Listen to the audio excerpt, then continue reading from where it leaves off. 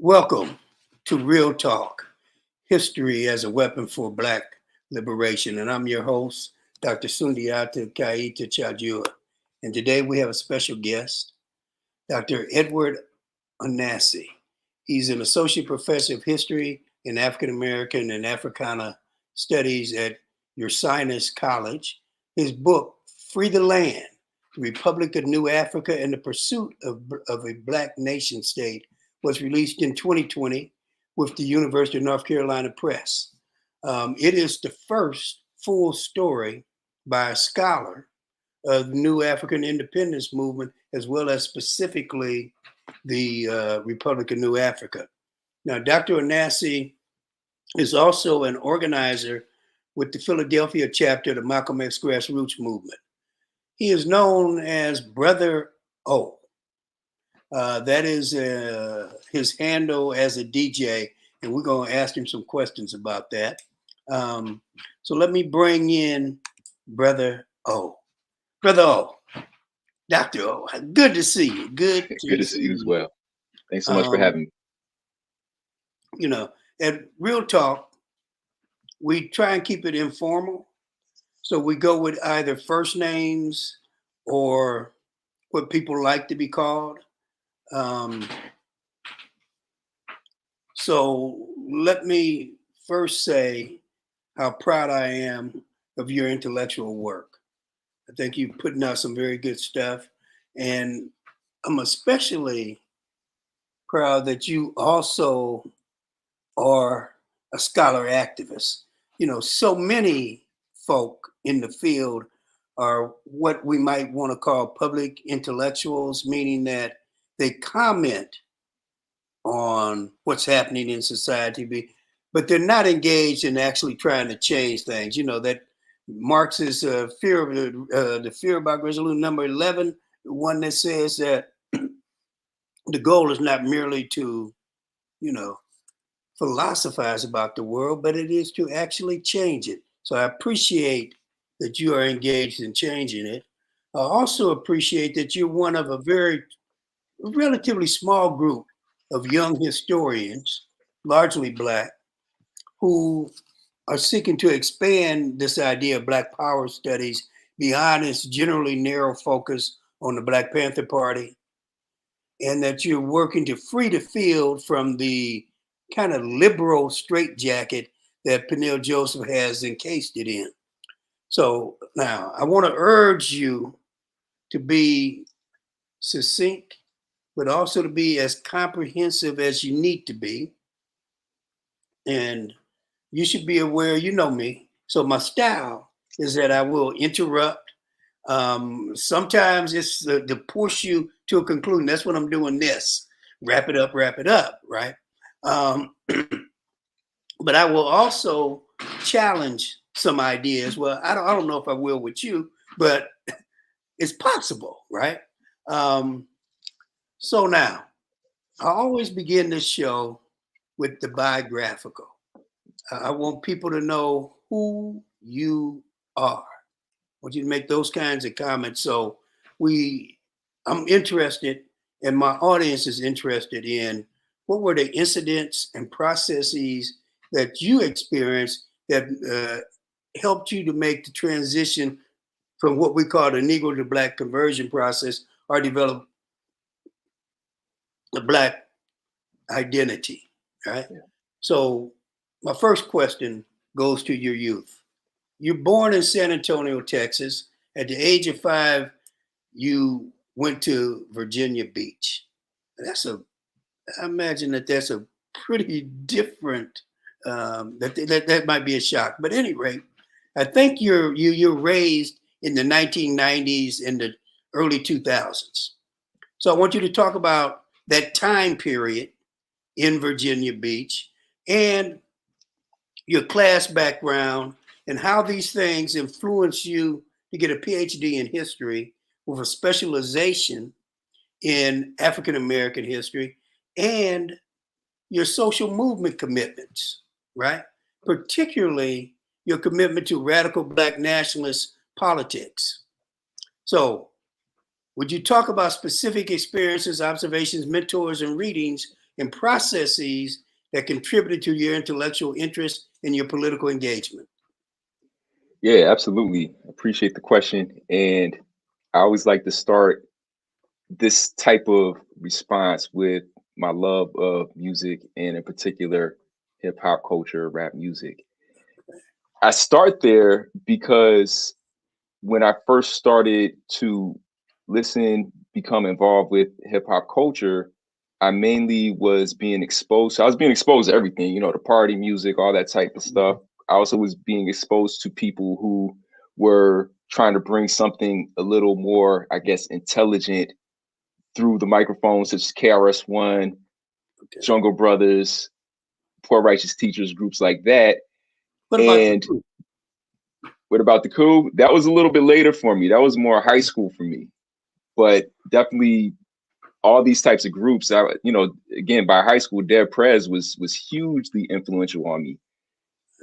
They were giving me language to start to think about my experience at this point as a Black child who knew I was Black because I grew up around mostly majority white people in a naval town called Virginia Beach, Virginia, right, where the politics are all about the military, right? I'm also from a military family, which explains the moves.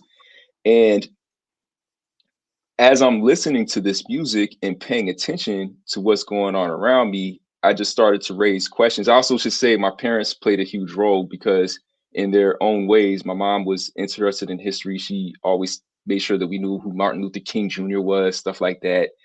And my dad, he expressed in various ways what I think a lot of scholars might call community nationalism, where he would do things like root for the Black basketball teams with the Black coaches, you know, that type of stuff, right?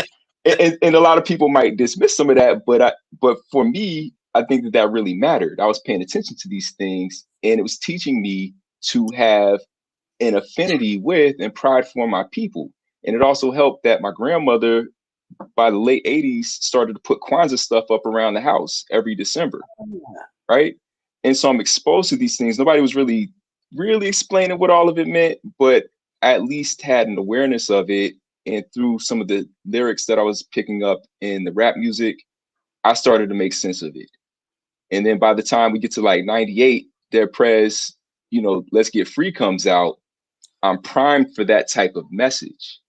And the final thing that I'll say in terms of early influences, I've always loved reading, right? I always knew that I wanted to do something with my brain, even as a child. But the book that really put me on this path, well, first is an autobiography of Malcolm X, but I was really into fiction, and The Bluest Eye by Toni Morrison's really did it for me. Because I could recognize in that book some of the early critiques I was beginning to form about myself, about family, about the people I'm around, because in terms of things like colorism and all that, you know, I'm seeing these things as I'm growing up, and I subscribed to some of it, and I didn't like it, right? So now, yeah, so go ahead.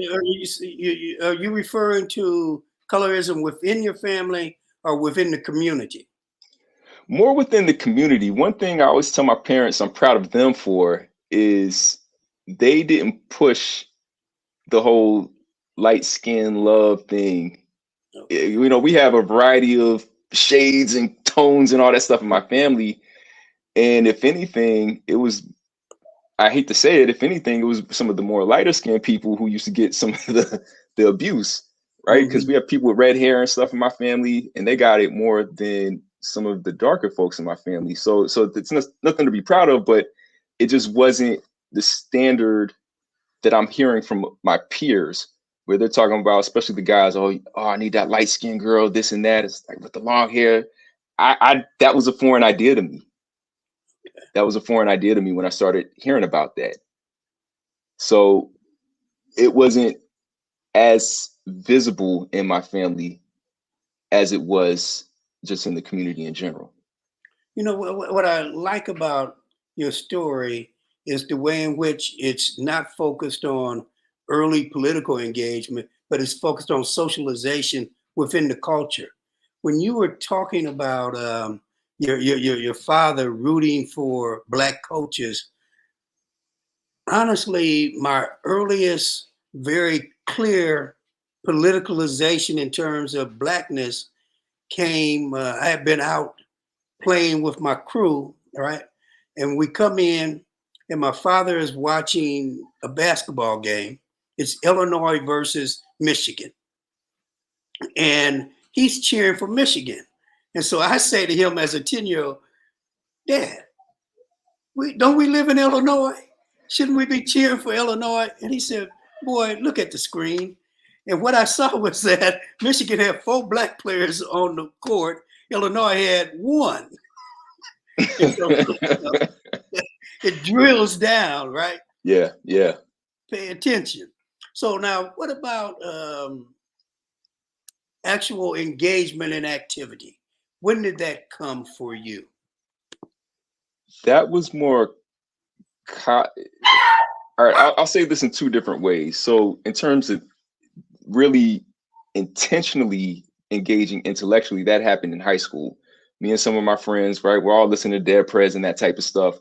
We're talking about it, breaking down the lyrics, and we're going to libraries, you know, kind of off the beaten path libraries, such as the Casey Museum Library in Virginia Beach, where there's a lot of metaphysical stuff in the library.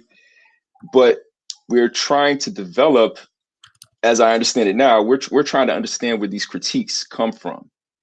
You know, the critiques that Dead Prez and Mos Def and Talib Kweli and them are putting forth.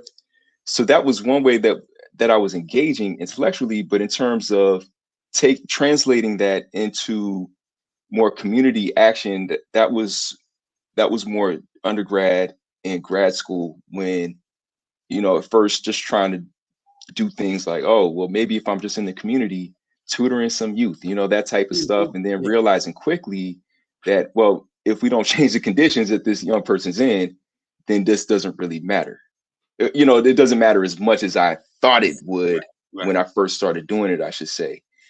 And through campus groups, and then through campus groups that were connected to off-campus groups and not-for-profits, that's how I started to develop more of an activism for myself that was beyond just the, you know, thinking about it, writing about it, trying to have those impactful conversations that help push the needle in people's thinking and my own thinking. So look, I know you're a hip hop aficionado, brother O, but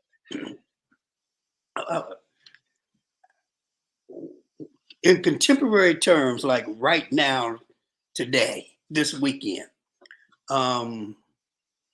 what's your relationship to as a DJ, to your politics? Meaning, are you only DJing for political organizations and individuals? And I just put it out there. How do you manage contemporary hip hop, or what I call modern coon music? You know, like Jay-Z and that. That's a tough one. That's been a struggle for me ever since I started DJing in 1997. I've always struggled with that, because I honestly never liked those messages. You know, not to say that I didn't imbibe in some of them and sing some of them myself, but I never really sought it out, never really liked it. And so as a DJ, I've always tried to bring the what I thought was the better music into my sets. I learned very quickly nobody wants to hear that when they're trying to dance. And so I started trying to figure out, okay, well, how can I then select the better examples of the modern day coon music, right? The less people. Are you implying that the conscious rappers, that their sonics, their music is not as moving, not as, I use the word professional, slick, developed?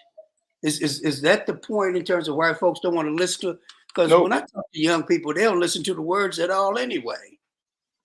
No, I mean, it is about the sound. It is about the sound, but it's also about the marketing, what people are told they're supposed to like. Ah, And I don't want to say that people don't have any choice for themselves, because they absolutely do. But people are always bombarded, right? I learned this again even before I started DJing, because I started asking, traveling back and forth between Virginia Beach and Texas, for example. We would drive. It's like, why? I thought I would hear something different when we got to this other state. ah. No, because the same company owns all the radio stations and Yeah. it's only playing certain things in order to make money. And it's not the stuff that I appreciate more, which they only seem to play later in the evening, where the lyrics are more thoughtful, even if the beats are still very danceable, et cetera, et cetera. And so, yeah, people say that they're not listening to lyrics, but they're kind of lying, because people tell me that all the time. I don't even listen to the lyrics, but you know all the lyrics. And you know that this song has something in there that you just told me you don't want to think about while you're just trying to have a good time. Right, And, right. and so my balancing act was always, okay, play the better stuff that people want to dance to. I can get that. I like to dance, right? But then try to infuse it with some higher vibration sounds and lyrics. And that would be, and that's across the board. That's whether, because I did used to do corporate events at Oh, malls good. and stuff. That would be at those. That's also even the not-for-profits, even the activist organizations. They still want to, generally speaking, don't just want to listen to, my modern day example would be, they don't want to just listen to Odyssey, who's not a revolutionary by any means, but he's conscious, right? He's Yeah, yeah. conscious. They don't want to hear that as much as they want to hear Beyonce. Okay. Frightening, but I know it's true. So I want to switch it up some and now start asking you questions about scholarship and politics, right? So you're one of the few, now maybe I'm out of the loop, right? But I don't think I am. Like, I'm deeply involved in the Sala. I've been a past president of NCBS. I talk to folk. And so, and I read. You are one of the few contemporary Black historians of your generation that has an expressed interest in Black nationalism as a scholarly topic, right? So I want to know, what attracted you to do a study of the Republic of New Afrika and the African American Independence Movement? Mm-hmm. A few things. I, like most people who get into activism, seem to first learn about the Black Panther Party, right? We go from Martin Luther King and Malcolm X to the Black Panther Party, it seems. And as I was researching the Black Panther Party, which I thought I wanted to devote, a lot of time and energy into researching, I started seeing the name Republic of New Afrika come up. I saw it in Assata Shakur's autobiography. I saw it in a letter from Huey Newton to Robert F. Williams. And at a certain point, I started to just question, well, what is the Republic of New Afrika? Because I'm also seeing it in some of the Ram stuff. I'm seeing it in some of the League, right? And So now, are you're an undergrad, or have you entered graduate school yet? this is both. This is both. It started in undergrad because I was doing research just for myself on the Black Panther Party and reading everything I could. And yeah, I know Assata Shakur mentions it, Afeni Shakur, and the biography of her. But by the time I started to learn about the League of Revolutionary Black Workers and RAM, that was more grad school at that point. And of course, African Liberation Support Committee. So as I'm seeing this name, I started to look into it because I also had an appreciation and fascination for African liberation struggles, right? I was studying decolonization as well, seeing what's happening in Kenya, Tanzania, Ghana, and the idea of land and fighting for and trying to get land where one can have more control over what happens with socially, politically, economically, it just made sense to me. So when I figured out that Republic of New Afrika was an effort, you know, provisional government was a group of people attempting to get independent land for African people in the US, it at first I thought it was crazy, but then the second thought, I was like, wow, it's crazy, but that's a good idea. And I came to understand how practical it was as I started to learn about that. And just through that process of being curious, looking into just trying to figure out what this Republic of New Afrika thing was about, it made sense to me that I should devote some time to really researching it, not only because I was interested in it, but because it wasn't a topic of serious scholarly study. And it seemed to me, and I still believe this, that it should be. Okay. Sorry, my dogs are driving Sorry. me crazy. Henry, can you put them in the basement or somewhere? Please. I'll try. Okay, thank you. So now the RNA, I think if we're looking at the work that's being done, I think one could say that the RNA in the historical profession is viewed as a kind of fringe organization, right? Meaning that relative to, say, the Student Nonviolent Coordinating Committee, Black Panther Party, Combahee River Collective, there is less work done on the RNA. And so can you, how would you respond to someone saying, well, it's a fringe organization? How would you respond to saying that that notion that the RNA is marginal to what happens to Black folks in the 60s and 70s and even into the 80s and 90s is wrongheaded? One of the places where I start to respond is by talking about the movement for reparations, for Black reparations in the United States. And I like to start there because it helps me bring some of the different threads that I think are important together, right? Some of the different people, such as Queen Mother Audley Moore, who everybody seems to revere, when thinking about people like Malcolm X and his wife, Betty Shabazz. You know, I can start to name all the important people. I'm resisting that right now, but I start to think about, well, who are some of the important people?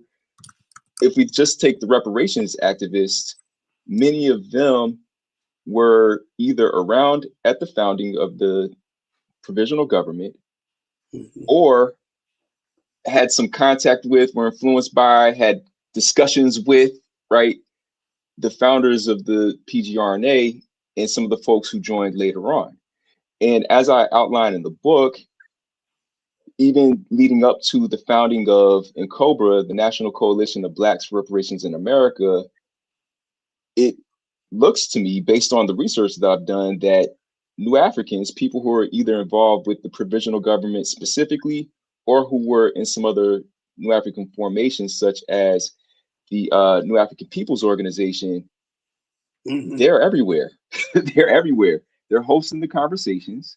They're bringing people together, kind of like they did in '68 for the founding convention. They're bringing these different people together around this objective, to the point where people like Imari Obadeli, who's one of the founders of the RNA, people at his death hailed him as the father of the modern reparations movement, right?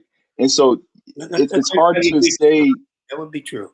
Yeah, so it's hard to say when that influence is so big within something like the modern reparations movement. It's hard to say that that's marginal. And then if we look at even the ideas that they're working with, such as the UN monitored plebiscite, I always remind people, the original Black Panther Party 10-point program also made reference to a UN monitored plebiscite, to the point where many Panthers, my understanding is mainly in the East Coast, probably mainly in New York, many of them said that it wasn't really, they either said explicitly or through their actions, they showed that it wasn't a big leap to go from the Black Panther Party to either the PGRNA or one of its other formations, or to a unit within the Black Liberation Army that clearly pledged allegiance to the Republic of New Afrika. And then the final thing that I point out is, even if the groups were not openly saying that they were a part of the New African Independence Movement, some which were, and some who made it confusing would be the African People's Party. But then there's Ahidiana down in New Orleans. I mean that the African People's Party made it confusing. Well, I shouldn't say they made it confusing. It just wasn't something that they led with, even though the people who I either saw in the documents that I was using or who I had the fortune of speaking with talked about New African independence, Black liberation as being one and the same. And they were all for the idea of a plebiscite for self-determination and self-governance. Yeah, you know, part of my background, not so much my politicalization, because I was very conscious by the time I went down to Mississippi to go to college, was that I worked as an assistant to Amari Opadele during that time. So you get it. How do you account for so many in your generation not being attracted? And here I'm not so much talking about movement activists as I'm talking about scholars to the study of Black nationalism. I mean, if you go into the 60s and 70s, right, Black nationalist literature is popping. How do you account for that? I mean, do you talk to your cohort about such things? Not enough. But you just gave me an idea. It's okay, well, what definitely is it? Something. Not a lot of the people who I speak with, we don't talk specifically about Black nationalism, but we do talk about the state of the world, and we talk about the state of African people in the United States of America. And I mean, it's not a novel or profound idea, but it's very easy to make this a point of conversation more regularly.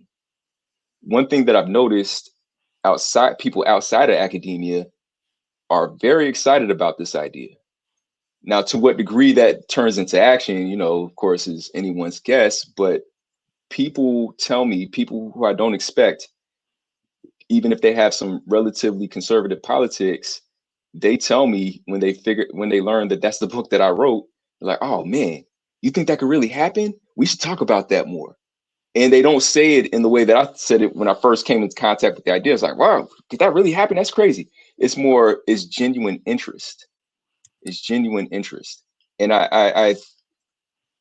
so with that experience with people outside of academia, I don't think it would be difficult to bring more regular conversations and, you know, see what ideas people have about Black nationalism within academia.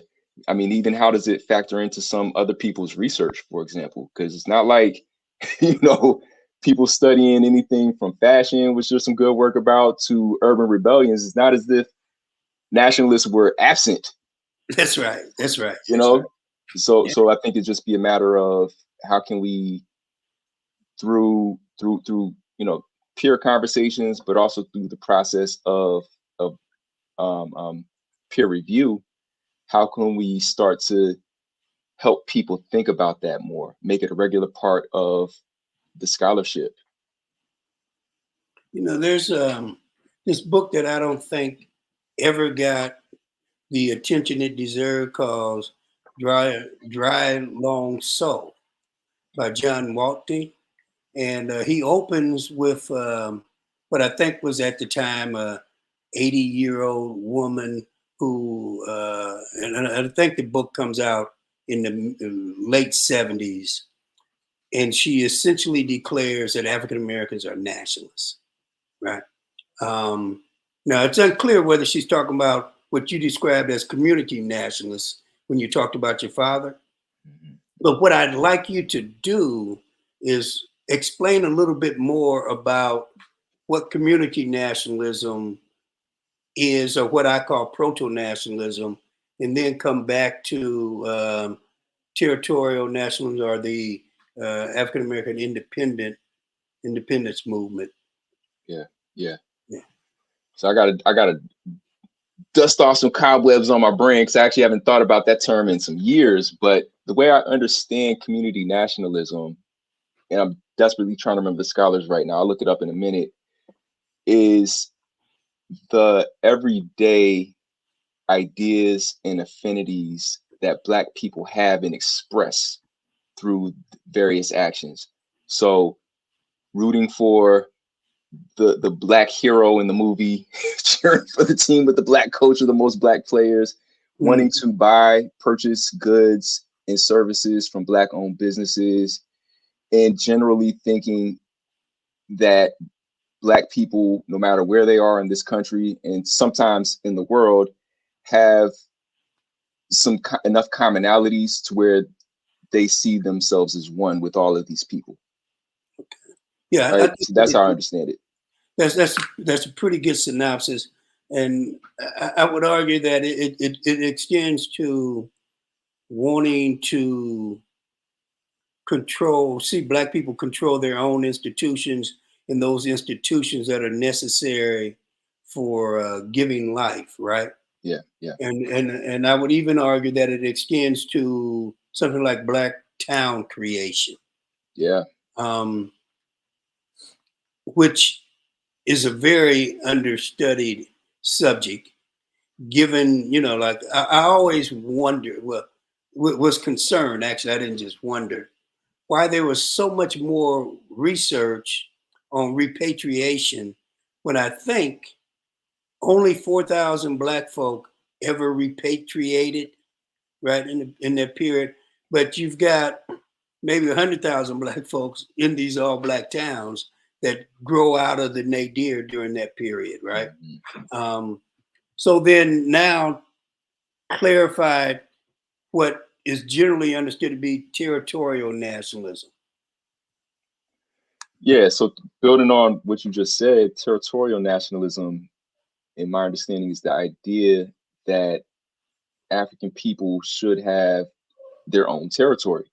And I see it manifest in everything from controlling their own neighborhoods to starting the Black towns, but more to, most importantly, figuring out, can they get their own state or even their own independent government, right? So something like the 49th state movement from the 1940s would fall into that category, in as much as the Black towns would. And of course, the idea being that it's either impossible to integrate into this country, or it's just not a good idea, because integration would still come with, the constant threat of racist terrorism and everyday discrimination, things of that nature. So whether it's through a town, a state, or complete political independence, can Black people control some land and their own politics to enough so that they don't have to worry about those everyday and also extreme harmful effects of white supremacy to the degree that we have up to this point? No, I want you to respond to this, because it's something that I struggled with, and I finally made peace with it, or came to fully understand it, and switched my position, right? But Floyd McKissick, when he was building Soul City, he published a book, and I think the book is called 3/5 of Man.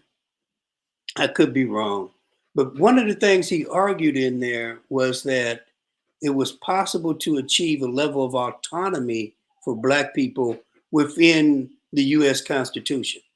And I thought, that's some crazy shit. What is that brother smoking, right? Now, and by that time we understood that he had become what I'll call a conservative black national. Well, he had made deals with Republicans, Richard Nixon, Gerald Ford, that got him $26 million to build Soul City.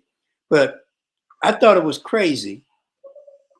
And then I started looking into it, and what he was arguing was he wanted to stimulate a migration south to 2 or 3 states. And he was arguing that in a federalist system, states have powers, right? Now, I know this sounds like states' rights, right? But if we had control, if we were the majority population, 3, 4, 5 states, we might be arguing states' rights. You get my point? Yeah. And so that's the point that he was making.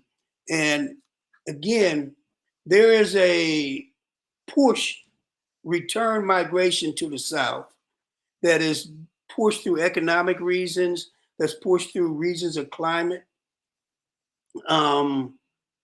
If we could socially stimulate that and target those states where we already, like Mississippi, Louisiana, South Carolina, Florida, Texas, where, we have high numbers, that possibility of carving out autonomous zones might be might be worthy of struggling around in a very focused way. So what do you think about that? I think it's definitely worth looking into, and it's something that the more of the masses would accept, right? Faster than accepting something like, Republic of New Afrika, complete independence, that type of thing. The reason why I say that, I'm still influenced by what I saw in 2020 and the things that people said to me when my book came out. Prior to then, when I told people what I was researching, to get back to one of your earlier questions, they were like, why would you waste your time talking about that? And then Trump got elected. This is your cohort. This is your cohort. Sorry? This is just people in general. Okay, just people in general. Yeah, scholars, but also, just folks I talk to and various other things that I do. Trump gets elected, and I started to notice a shift, right? And it didn't hurt that people were constantly protesting when police would kill, especially unarmed Black folks, right? That didn't hurt either. But Trump got elected, Charlottesville happened, and that's when I started to notice a shift in how people would respond to me talking about my research. But I come back to 2020 because at that point, that's when people started to respond with excitement. At the same time, people have a lot of questions. Do I have to go all the way to Mississippi, right? I do have family in South Carolina or Virginia or Maryland or whatever it is. So would I have to go all the way to Mississippi? And what would happen if there's an immediate mass migration, right? Some of those hypotheticals that people like to throw out there when they're trying to think through something. And so I think that what you're saying makes a lot more sense because, yeah, people do have connections with some of these states, especially where I'm on the East Coast. A lot of people have connections with Virginia and South Carolina. And some people have familiar connections with Georgia. That's not as foreign to them. Just going back, getting some land, right? I talk about growing food quite a bit in the various spaces I'm in. We talk about. But we're doing that. That's happening. I mean, a lot of Black folks are retiring to those places, right? Yeah, but I'm also talking about getting younger people there. Oh, okay. There are younger people who are talking about, I want to buy land. I have family in such and such place, or my family has land. Do we still have control over it? Can I get there? Which is a lot less intimidating, especially if it's somewhere like Maryland or, somewhere in Virginia, not too far from DC. That's a lot less intimidating, especially where I am. You got New York and Philly, and there are some of these folks, not all of them, but some of them are allergic to rural areas, the South, things of that nature. Right? Absolutely. Yeah, but it's more conceivable to go somewhere where they have some familiarity and doesn't seem too far away. And Charles Blow wrote this book called The Devil You Know, and one of the things he does, he talks about the demographics. He talks about the numbers in various states from Baltimore, I believe it is, through Texas, right? So going south and west. And some of the highest concentrations of Black people are in these border states. What was that? No, he's looking at the black belt. Yeah, he's looking at the black belt, but he extends it a little bit because he goes up a little further north, and if I recall correctly, a little bit further west. He's going to Maryland. So he's going further than the Red River in Texas? Okay. I think, if I recall correctly, I haven't read it in a few years. But there are some of these, in some of these areas, there's already a higher concentration of Black people, right. You know, a higher proportion of Black people than folks might realize. Yeah. And these are some of the destinations that even people I hear that I interact with in Pennsylvania, New York, these are some of the places where they're thinking about going because they want a lower cost of living. They want less dense population. You know, what they imagine will be less crime, less of the economic oppression and things of that nature. And yeah, Maryland, Virginia, the Carolinas, Georgia. So I see it as it could be something, if folks actually start to act on it, I could see that being a good starting place. You know, because I always thought that one of the things that we as theorists and activists should do is see what the trends are with the people. And if they're moving, you know, if there's a strong trend to relocate to an area, we should try and encourage it. Yeah. Right? We need to be very, very focused on how we approach what we're doing in that sense. Now, I want to kind of go to a question. Now, this is my memory, okay? Okay. And you know me. I think I got pretty good memory. So I remember that Newsweek magazine published in 1969 and 1971 special issues on Black folks and what Black people thought, attitudes, sentiments, that kind of thing. And what I recall is that in 1969, their survey said that 28% of African Americans. In 1971, it said 33% of Black folks who responded to the survey wanted to either see the creation of an autonomous Black nation state, or they wanted to be repatriated back to Africa, right? So here's my question for you for speculation. If such a poll were taken today, would you expect a comparable percentage, 28 to 33?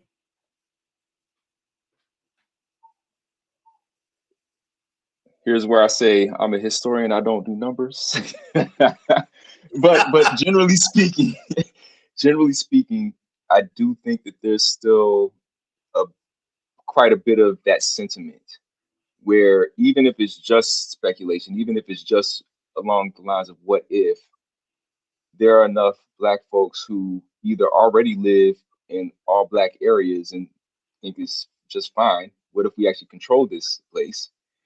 And there are those who don't, but who think that it's a reasonable enough idea to where they'd at least talk about it openly, right? As something that could happen. One example of that is, I always forget the name of this town. A number of people, I think from Illinois and different places in the East Coast, moved to rural Georgia to start their own town. I think it's called Love City. I should have looked this up. And anytime I present that to people, or when people send it to me, because first people were sending it to me before I knew about it, again, people respond with excitement. It seems like a practical step that they can take in order to have a little bit more control over their lives. That's right.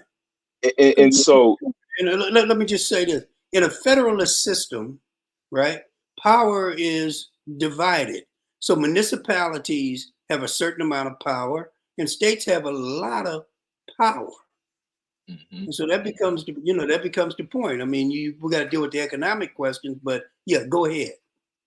Yeah, yeah, yeah. I was just saying that I could see that number of people easily reaching 25%, and it doesn't hurt that a lot of folks who express these things to me now, either they themselves or their parents are from the continent of Africa or the Caribbean, and they don't quite buy that this is the best place on the face of the planet without any qualification.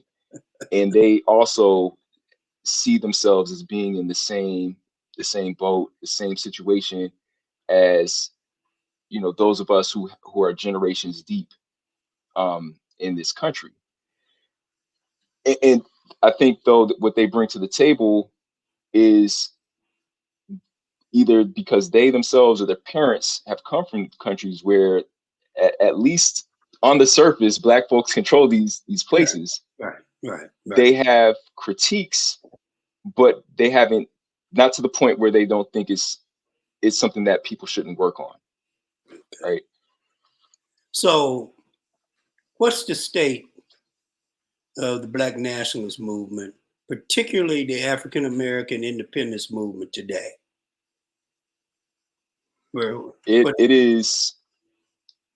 It's hanging on. It's hanging on. Hanging on. And actually, I think it's in a better condition than that. I start with hanging on because it's still, when people, you know, I work with a lot of young people, when they talk about activism, that's still not the first thing in their minds.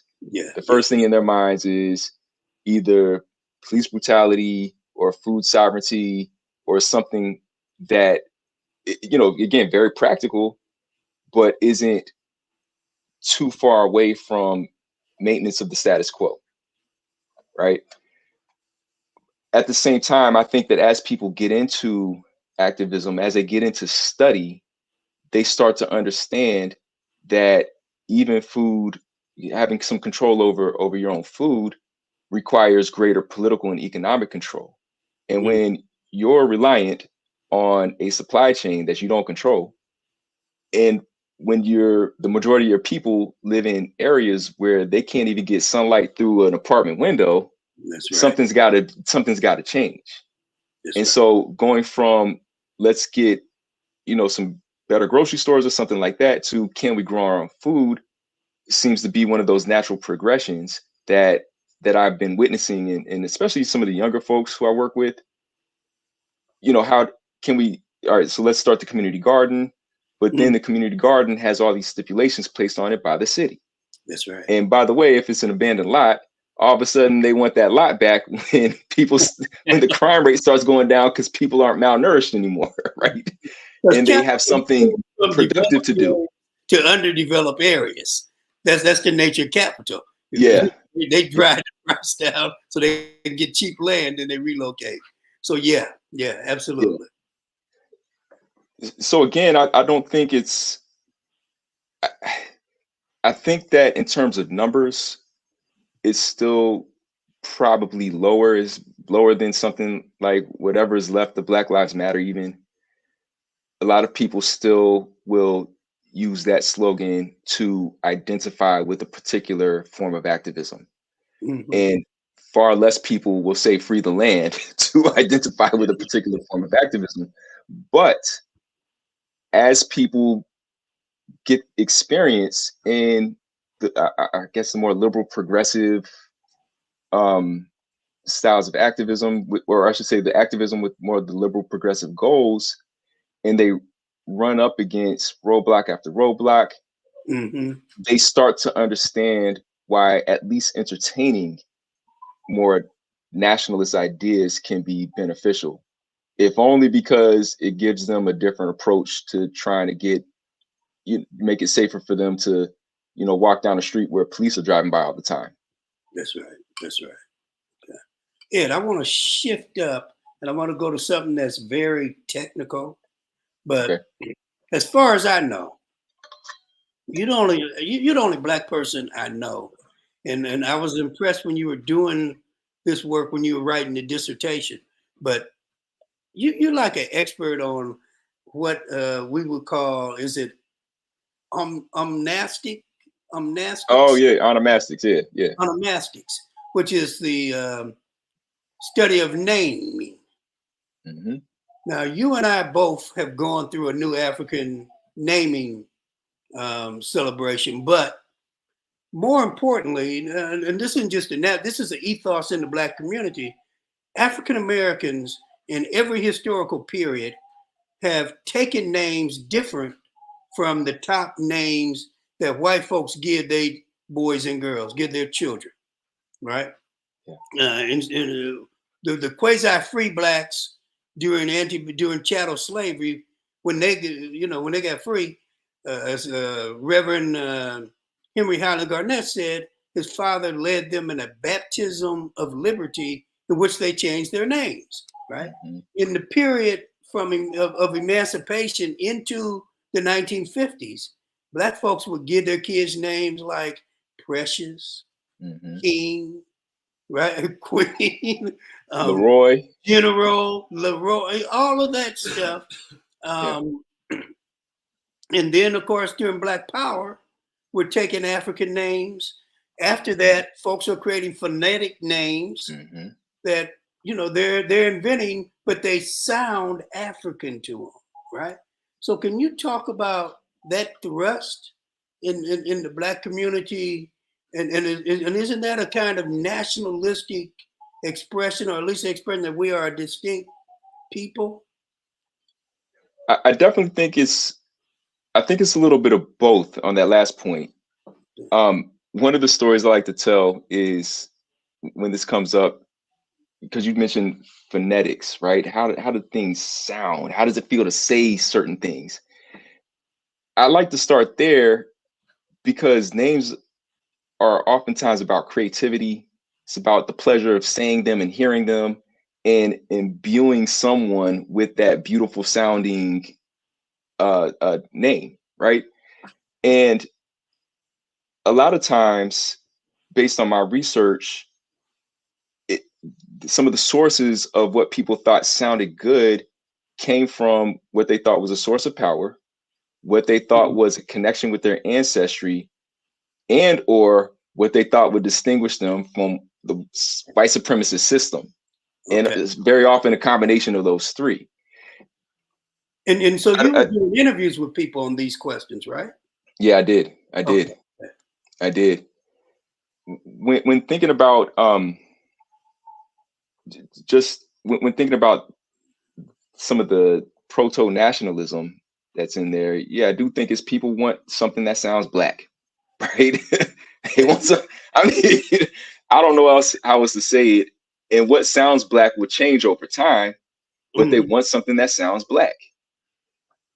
But then there were enough people who, again, were looking for something that would connect them with a particular people or location in Africa, or that they heard was attributed to somebody who they thought was powerful, or that imbued them with some attributes of power themselves, right? So you talked about baptism and liberty. So many people took the name Freeman after, Freeman, but they also took the name Washington. Yeah, they did. I'm like, well, he was a slave owner, but okay, I get it. And often they had George Washington, like, the famous, one of the earliest scientific Black historians is George Washington Carver Williams. Yeah. George Washington Williams. Yeah, so through my interviews, one of the things that I found out was some people were consciously looking for an African name. They wanted either a name from Nigeria, partially because of some of the religious practices they were learning about, or because they just assumed that their people would be from there, since so many people in the United States have ancestry there. Okay. They also wanted religious names, whether it be Islamic, whether it be Christian, but they could have something that is either from an African language or sounds African. Like Keisha. Yeah, Yeah. yeah, absolutely, absolutely. Some people, though, one of the people who I write about is Brother D, who just completely made up his name, and he went through a process. He was influenced by the Nation of Gods and Earths and some of the other nationalists and other folks who were prevalent when he was growing up, and he was looking for something that he thought anybody could say if they had no knowledge at all, but that would still have meaning. And so he came up, one of the names he came up with was Ama. And then he found out through doing research that actually it's connected to a deity in West Africa. And there was just some other significance. And so, yeah, people had very interesting ways of coming to their names. They had interesting desires. Some people took them just because people gave them to them, right? One person I write about, Melanie and Jerry Jackson, she wasn't necessarily looking for a name, but she was working with some children in African Center School, and they gave her a name. And because of her connection with them, she accepted it and used it until she passed away. Wow. Okay. Yeah. So it is a liberatory cultural process for us. So I appreciate you talking about that. I want to come back now to you. You're an organizer in the Philadelphia chapter of the Malcolm X grassroots movement. So can you, for our audience, describe Malcolm X grassroots movement and what do you do and what do you believe and what does his membership do? Okay, absolutely, absolutely. So the Malcolm X grassroots movement is an organization that comes out of the New African People's Organization. So it is a part of the legacy and tradition of the New African Independence Movement. There are 6 principles. The ones that I can always rattle off are self-determination for Black folks, fighting for political prisoners and political exiles, fighting for the human rights of all African people, ending gender and sexual oppression, and of course, I'm always leaving something off, but there's also an element of self-defense in there as well. Mm. Based on the 6 principles, there are chapters that have their own local work or local organizing that they do. Here in the Philadelphia area, we have come up with several areas of work. One of the things that I'm involved in is survival training and self-defense. And so I've been actually through Malcolm X grassroots movement, but also with the Free Black Women's Library, have been doing online and in-person survival trainings, basic emergency preparedness type stuff.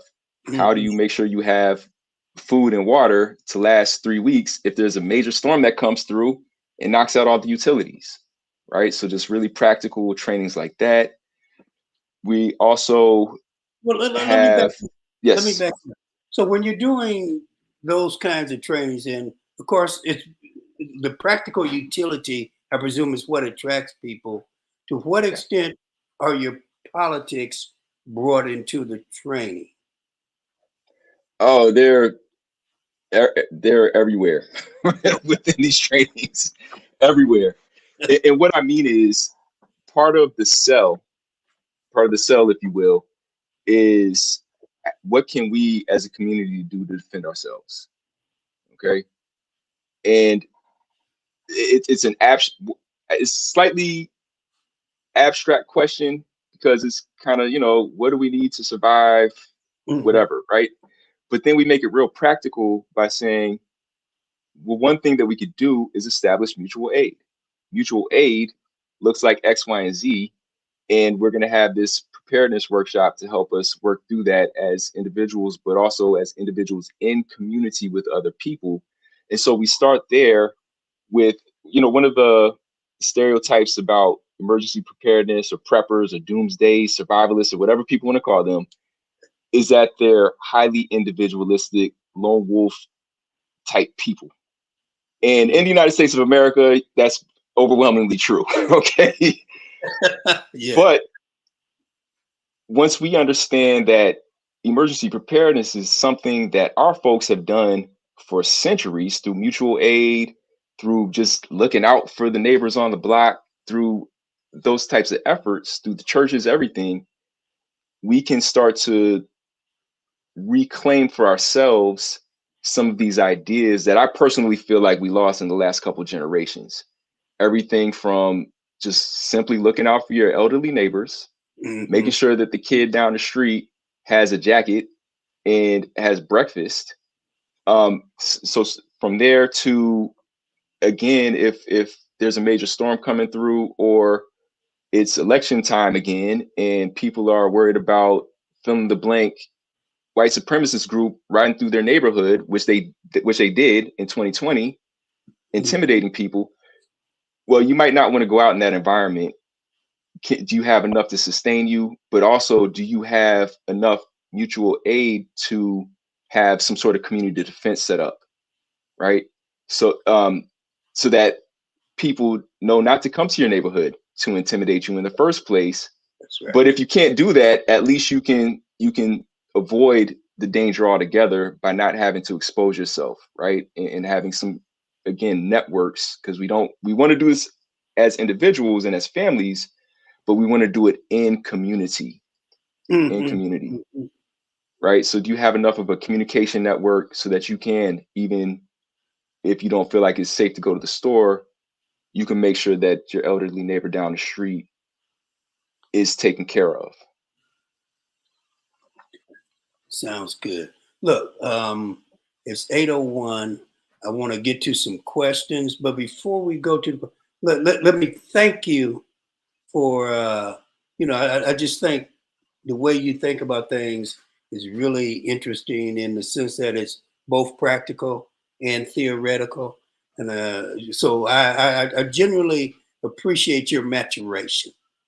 But here's the deal: before we open up to questions, I know that you have an announcement. Unfortunately, I'm not technologically sophisticated enough. I didn't get the flyer for you. Okay. But can you make the announcement? And then if you have any last statements to kind of sum up your argument today, feel free to do that. Yeah. So the announcement is that on this Saturday, the 28th, the Philadelphia chapter of MXGM is doing an event called Who Are We? It's a presentation and workshop on family research and genealogy. It's open to everybody. If you're in the Philadelphia area, it's going to take place at Honickman Learning Center in North Philly. If you're not in the Philadelphia area but want to tap in, you can join on Zoom. There will be a digital, it will be streamed as well. Okay. If you go to Instagram, look for MXGM Philly on Instagram, and there's a flyer there, MXGM Philly on Instagram.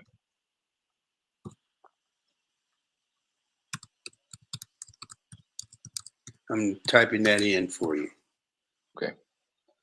Okay. And it's MXMG Philly, one word, right? MXGM Philly. Yeah.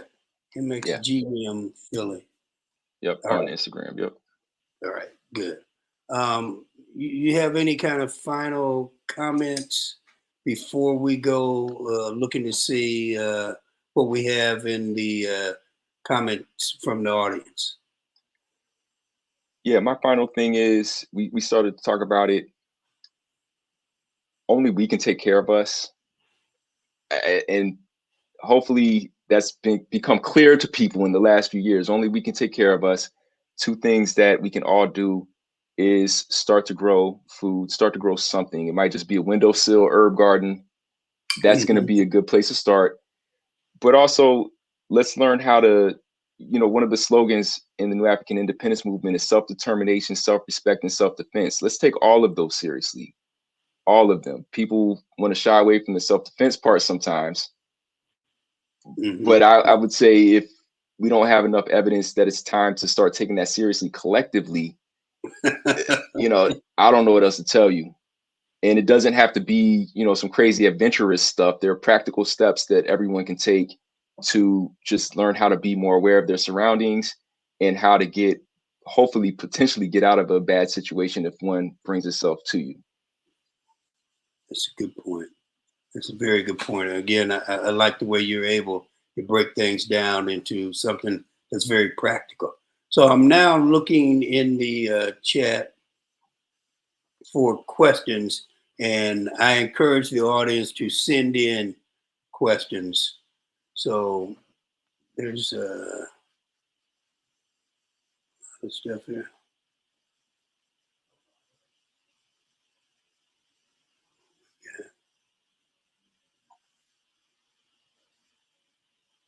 See the question about Memphis. No, where is it?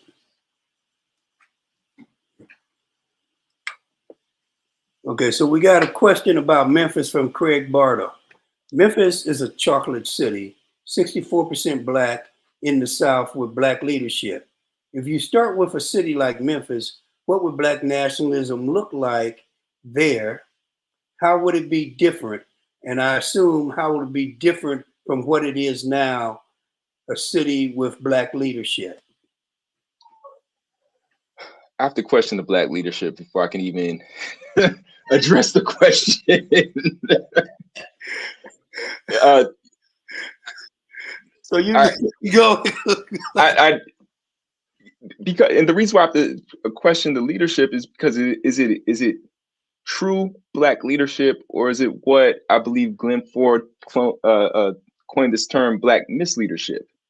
Is it trying to keep our people trapped in the status quo so that they can benefit a little bit financially and maybe move a few people into a better financial position, but that's about it?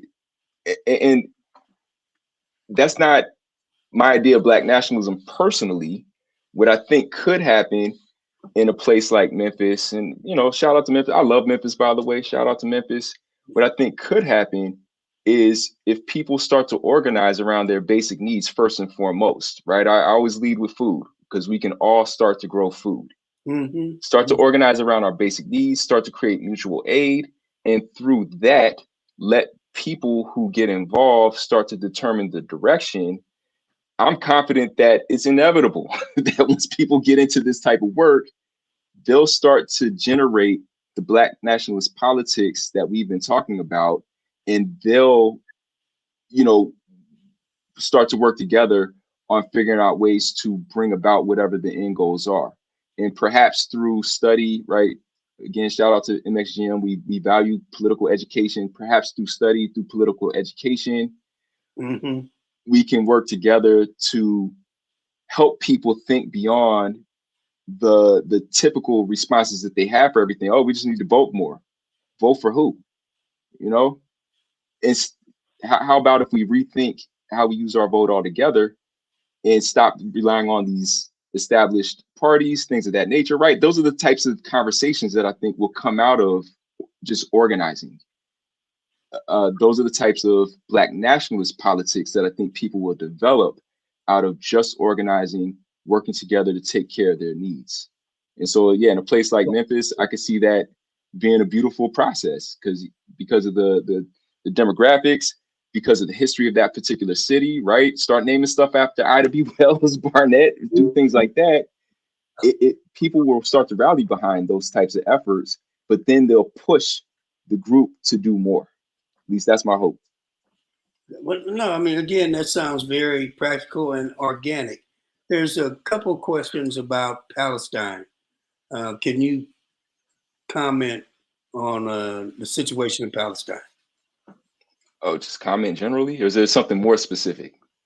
It's general. Okay, all right. Yeah, generally speaking, I mean, it's a tragedy. I start there. It's a tragedy. We know that it's been a tragedy for decades at this point, and it's one that's not disconnected from the tragedies in places like Haiti, in places like Niger, there's a connection to the oppression of people in Palestine and the oppression of people elsewhere that I hope are taken into consideration. As people organize for the rights of the Palestinian people, as they hopefully either as individuals or within their organizations push for peace, I hope that they're also starting to put this in conversation with the other tragedies that are occurring on a regular basis, including the United States of America, right? So we're talking that's about always on the table. Yeah. Colonialism, basically, with neo-colonialism, settler colonialism, Exactly. and domestic internalized colonialism. Now, here's a question that's a little more specific about Palestine, and it says, does he think that this Palestinian wave is something good for the idea of a new African nationalism in the United States? Is it good I for think the you idea? mean, is there something that we can learn from this Palestinian upsurge? Does it better position us internationally, strategically? That's what I think are the possibilities. Okay. Yeah, Palestine's tricky for me. I think that everything has the potential to help our folks here in the United States think through the local and the geopolitical problems that we're facing. So I do think there's always an opportunity. If people start to think about what does it mean to say free Palestine, can they apply that same message to, free New Africa or free African Americans or whatever the case may be, in ways that talk about getting land and being able to control territory, politics, economy, etc. Another thing that I think we could do that would be beneficial for whatever variety of Black organizing one subscribes to at the current moment. There's a lot of radical Jews out there who are taking a stand against the Israeli government. Yeah. And aligning with them, one of the first things that always happens is people start to say, oh, anti-Semitism. And I disagree that having a critique of an occupation and of apartheid has anything to do with what one feels about a particular religion or the people who practice that religion. But that's what they do to try to silence folks and try to deplatform people, right? Right. And one thing that we can do to help demonstrate that actually we care about the human rights of all people and we're not going to discriminate people against people because of their religion is to align ourselves with those Jews. And there's quite a few of them now in Israel and outside who are making the same claims, right? That type of solidarity, I think, is important. It's always important, but it's especially important now when this latest conflict seems to be, by various accounts, different from the ones that had occurred previously, and there may be some stiffer consequences whatever happens out there. Okay, now here's a question, and it goes: why did the provisional government of the Republic of New Afrika influence turn into ADOS if Opadale was the father of reparations? Why it seems to be not Pan-African and not self-determining? PGRNA, I don't think the PGRNA has anything to do with ADOS. I mean, in fact, ADOS, from what I've heard, disavows everybody who came before them to say that they're the first ones to really fight for reparations. And somebody can correct me if I'm wrong, but I'm pretty sure that's what I heard.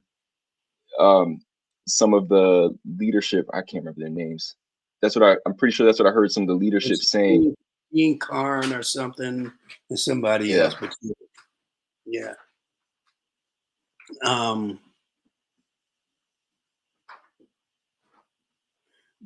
can you take up this question about the part of the question that says that I think they're going for a contrast between Pan-Africanism and African American nationalism. I think that's what they're gesturing toward. Yeah, I'm looking at it. Yeah, Serious debate in the 70s between the RNA and the All African People's Revolutionary Party. I'm sorry. Can you say that last part again? I said that at least during the 70s, there was a real debate between the provisional government of the Republic of New Afrika, those members, and people who were in the All African People's Revolutionary Party. One who argued for an Africa focus type of Pan-Africanism, and the RNA calling for struggle here around the creation of an independent nation state. I suspect that that's what this guy is gesturing toward. Yeah, I'm aware of the debate. In fact, I have a booklet right behind me that explains that whole debate. Yeah, I understand the What's debate. the name of that book? Let me grab it real quick. Yeah, because our audience loves to get things to read. Yeah, there it is. There it is. Classic right here. Okay. Roots of the New African Independence Movement by Baba Chokwe Lumumba. And yeah, he gets into the debate, the disagreement between the two entities. And one of the things that I've observed and that I think I remember from this booklet is one, Lumumba goes into why New African nationalism, right? Why the 5 states, those types of things, versus a focus on Africa, but also makes clear that that doesn't preclude a focus on Africa, right? Mm-hmm. One of the things that the New African Independence Movement tried to make clear very early on was that the liberation of African people in the United States of America is both dependent on and contributes to the liberation of oppressed people all over the world. Because if Black or New African folks could gain self-determination within the United States, that would strike a blow to one of the centers of Western empire, and would weaken Western empire all over the world, which would have a beneficial impact on various countries on the continent of Africa, in the Caribbean, South America, Asia, etc. And so I would say that New African nationalism is Pan-Africanist. It is Pan-Africanist. It's just not, it might not be Pan-Africanist in the way that a Stokely Carmichael or Kwame Ture articulated it, or the All African People's, I'm messing up the name right now, the All African People's Revolutionary Party might have articulated it, but it is Pan-Africanism. Yeah. There's a correction to the question that I had asked, and the correction is that what's being asked in terms of the Palestine's question is, can the momentum that's coming out of Palestine help to motivate and organize New African nationalism? It can, but it requires that people be in positions to articulate these connections and to put forth these goals in a way that folks will latch onto, which means, people are mobilizing right now, but what organizing is taking place in the background before and after a particular event or mobilization where these ideas are on the table, right? People are making the connections, and they're putting forth the goals for folks here in the United States of America. So yeah, absolutely. It just takes concerted, intentional effort on that regard to help steer folks who are activated now in that direction. I'm still looking. So this is from someone who says, is the this is about Palestine, I believe, but maybe they're just into the. So here's what's typed. Is that like a two-state solution, New Africa? So I think they're saying, the proposed two-state solution in Palestine, would New Africa be a two-state solution, the United States and then New Africa? Is that what's being proposed by the New African Independence Movement? Not quite. The New African Independence Movement, as I understand it, argues that to win liberation for New Africans is to destroy U.S. empire altogether. And some people, especially by the 1970s and early 80s, they were talking about restoring Aztlan, returning Puerto Rico and Cuba, right? Mm-hmm. So completely breaking up the empire. The empire starts on the particular landmass that we're in now, right? And if we think about it like that, that would completely change the character, the nature of the United States of America. So it might be multi-states with different people gaining power and steering their particular territory in different directions. But whatever it is, the U.S. theoretically would not remain intact as we currently understand it. And I'm saying that because my understanding of the two-state solution is that the government that currently is in power would maintain power over their territory, and then there'd just be a new government that has control over some other territory, and they're supposed to live in harmony or something like that. I don't think that's possible when we're talking about 400 plus years of land theft, human trafficking, enslavement, lynching, et cetera, et cetera, et cetera.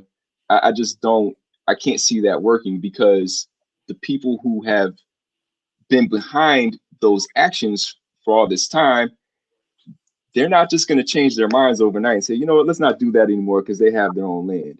So there'd have to be something more drastic to make sure that they don't get power back. Right. I mean, we're back to the basic Frederick Douglass thing. Power concedes nothing without a struggle. And if you're talking about taking over, creating an autonomous Black nation state out of territory controlled by the U.S. capitalist empire, these people, rattlesnakes don't commit suicide. Yeah. So, okay, here's a question. Hawaii, Alaska, Puerto Rico, the Virgin Islands, Bahamas, Panama, Mexico would be free, and then the Native American would have to get free. So I guess they're trying to amplify and agree with your point. Mm-hmm. Yes, I found the comments all of a sudden. So yeah, I can respond to that most recent one if you want. So you want to go ahead and make that point, because here's something that I think is meant to be extremely critical. So one person said, after Sundiata, white America would laugh New Africa off the map. And I think this gets back to your point that the current white America could not exist if we were to get an independent state. If we were to see just even basic improvements in our conditions, the current United States cannot exist. Here's what I would ask. Is there anybody who seriously believes that in the next 3 generations, the United States is going to be a dominant world power? I just don't know how you could expect there to still be an earth, how there could still be life if the racist capitalist United States still holds the kind of domination that it does today. We all gonna be dead from what these people intend to do and what they're doing to the planet and what they're doing to life on the planet. Not just humans, but life on the planet. The world cannot sustain white capitalist America doing what it's doing. Yeah, agreed. Yeah.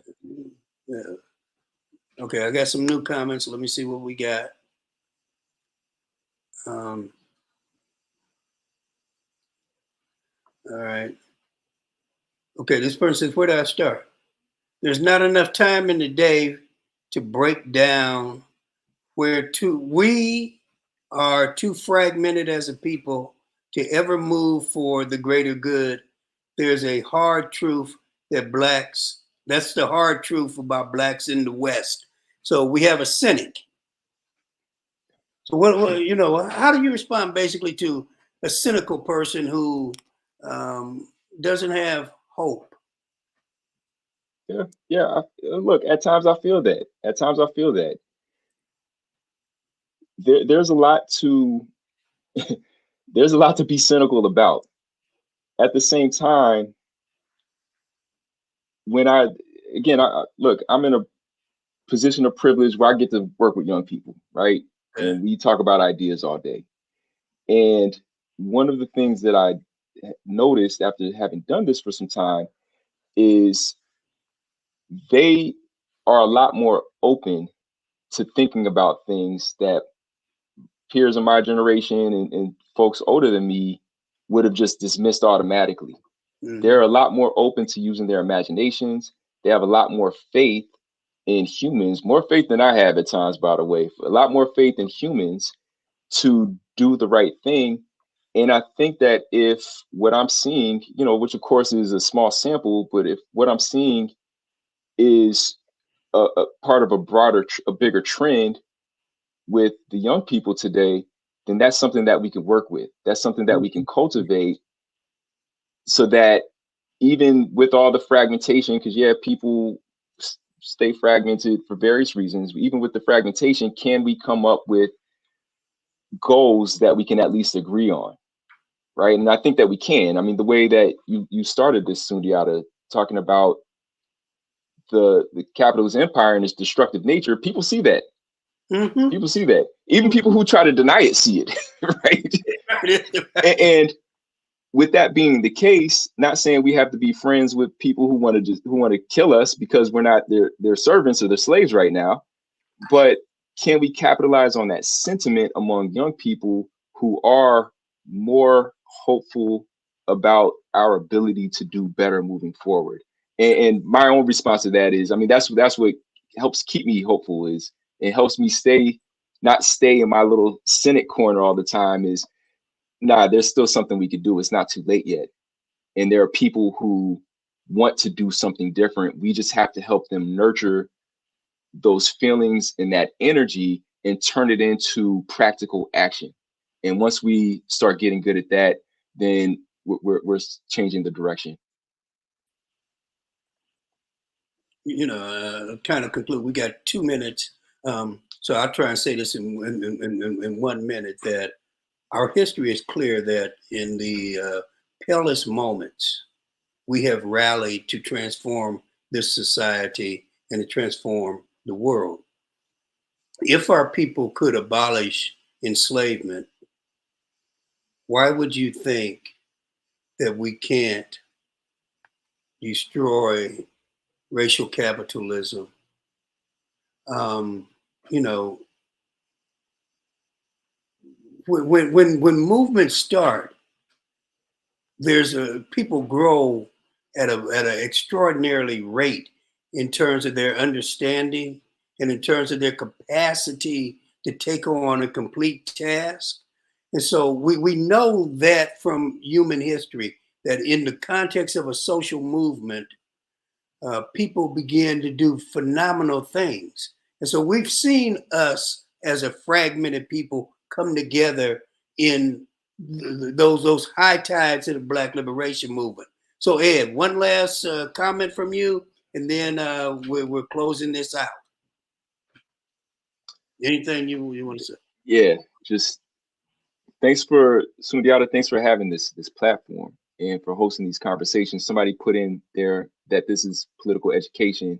That's what we need to do. We need to do this regularly, online, offline, any chance we can get. And I'll just reiterate what I said a moment ago. You can grow food. Some people think they can't. You can, and you can start to think about how to protect yourself physically, spiritually, mentally from this point forward if you haven't thought about it before. Plenty of resources out there. All right. Thank you, Ed. I'm going to remove you, and I'm going